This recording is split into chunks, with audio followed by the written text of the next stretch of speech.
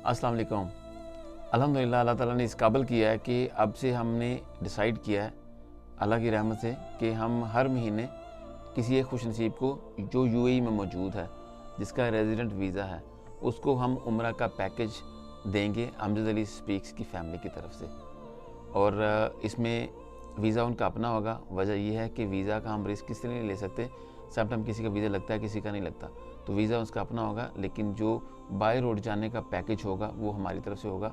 उसमें होटल भी होगा, आना जाना सारा कुछ उसके अंदर शामिल होगा। और ये हम हर महीने इंशाल्लाह प्रैक्टिस करेंगे। और अल्लाह ताला ने तौफीक दी तो इंशाल्लाह इसको हो सकता हम बढ़ाते भी रहें। और या किस्मत या नसीब। थैंक यू सो मच आप लोगों की सपोर्ट के लिए, प्यार के लिए।